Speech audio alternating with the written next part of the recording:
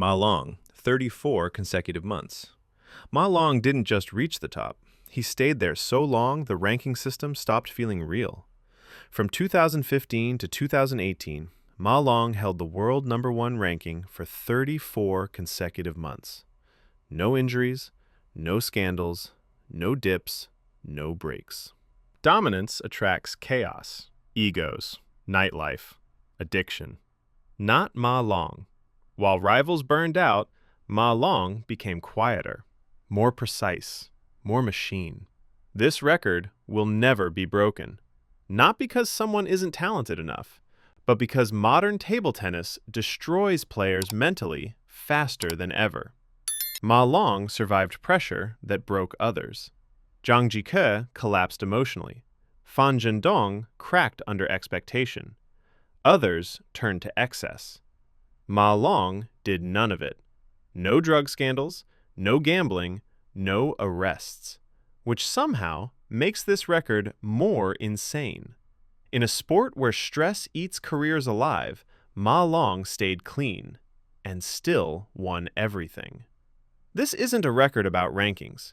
It's about resisting self-destruction. That's why it's untouchable. Zhuang Zedong, 3 world titles. Zhuang Zedong won 3 consecutive world championships, first in 1961, second in 1963, third in 1965. That record alone is rare, but context makes it immortal. Zhuang dominated while China was politically unstable, paranoid, and brutal. Every win made him famous. Every bit of fame made him dangerous. Later, during the Cultural Revolution, a period of intense political terror, rising above persecution that affected many teammates to become a cultural icon, eventually even holding political posts and participating in ping-pong diplomacy, Zhuang was accused of ideological disloyalty. Not drugs, not crime, belief. He was publicly shamed, removed, silenced. The record won't be broken because no modern athlete will ever win titles while being monitored by the state and later erased by it. Zhuang didn't just survive pressure, he survived history, and history punished him anyway. Jan-Ove Waldner, Olympic gold. Most players peak early. Waldner peaked late. At 27, an age where reflexes should decline, Waldner won Olympic gold in men's singles table tennis at the 1992 Barcelona Olympics against an entire Chinese system. No doping, no tech advantage, just creativity. Waldner partied, smoked, argued with officials, and still beat machines. This win cemented his status as a legendary figure in the sport, making him the first non-Asian player to win the Olympic title in table tennis. That combination will never exist again. Talent like that, with chaos like that, is extinct. Zhang Jike, fastest Grand Slam.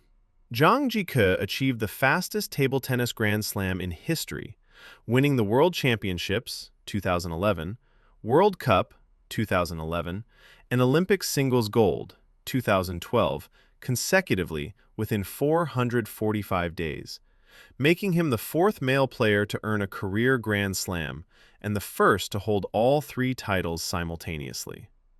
His record-setting feat involved winning the Men's Singles World Championship, WTTC, in 2011, the ITTF World Cup in late 2011, and the London Olympics in 2012, showcasing incredible dominance in a remarkably short span.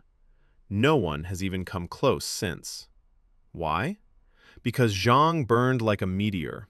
Explosive wins, explosive emotions, explosive lifestyle. Later reports revealed gambling issues, disciplinary removals, emotional collapse. This record required self-destruction speed.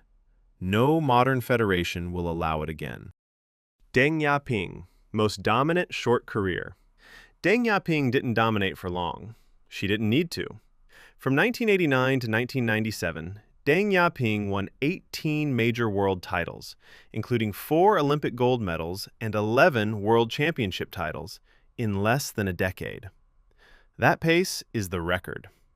She retired at 24 years old. Why this will never be broken isn't about talent. It's about timing. Deng played during an era with fewer events, fewer medals, and zero protection for athletes. No sports psychology, no load management, no rest.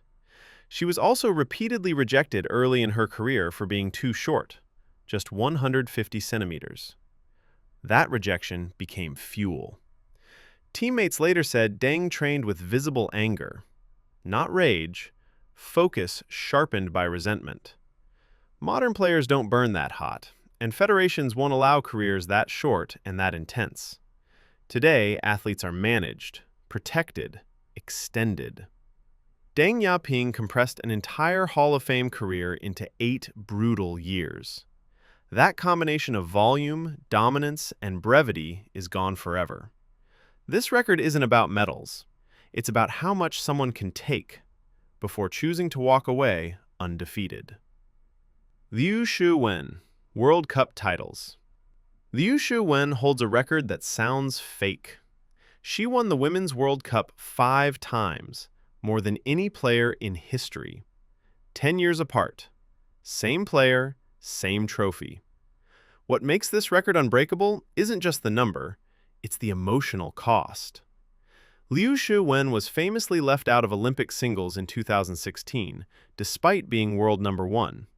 The decision shattered her. She cried publicly, questioned her worth, lost form. Many players disappear after that kind of rejection. Liu didn't. She came back, not louder, not stronger, but calmer, and kept winning. The modern Chinese women's team rotates aggressively. Younger players are pushed faster. Opportunities are shared. No one will be allowed to dominate one event for a decade again. Liu Shiwen's record is the product of patience, heartbreak, and survival. Not power, endurance. Jan-Ove Waldner, Olympic longevity. Jan-Ove Waldner competed in 6 Olympic Games. 6. From Seoul 1988 to Athens 2004.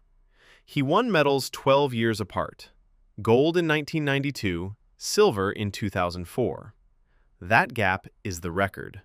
No player before or after has stayed relevant at the Olympic level that long, especially in a speed-based sport. Waldner didn't rely on fitness. He relied on anticipation. While others trained harder, Waldner aged smarter. He smoked. He partied. He argued with officials, and still outthought younger, faster players. This record will never be broken because modern table tennis is too fast and too physically demanding. Longevity like this requires freedom. Modern systems don't allow that. Waldner existed in a window that's now closed. He wasn't just playing opponents, he was outrunning time. And he won. Joo Sae-hyuk, the last defender. Table tennis stopped believing in defense a long time ago. Speed increased. Balls got bigger. Rallies got shorter. Defenders were supposed to disappear. Then in 2003, at the World Championships in Paris, Joo Sae-hyuk did something that should not have been possible. He reached the World Championship singles final as a pure defender. No hidden attack-first style, no hybrid loopholes. Full chop, full distance, full suffering.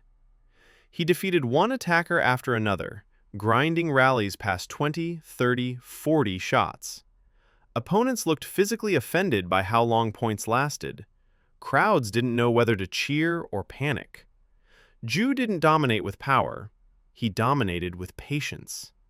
He lost the final to Werner Schlager, but the record was already written. To this day, no pure defender has reached a world championship final again, and they never will. Because modern table tennis rules are designed to kill this style. Larger balls, faster rubbers, shorter rallies, less tolerance for endurance. Joo Sae-hyuk played through pain, exhaustion, and isolation. Defenders train alone. They lose alone. They wait longer for everything. This record isn't about winning gold. It's about surviving in a sport that decided your style shouldn't exist anymore. Joo didn't just reach a final. He delayed extinction, and that's why this record will never be broken. Table tennis looks clean, but its greatest records were forged in pressure, politics, obsession, and collapse. Some records are about points, others are about surviving yourself, and those will never be broken.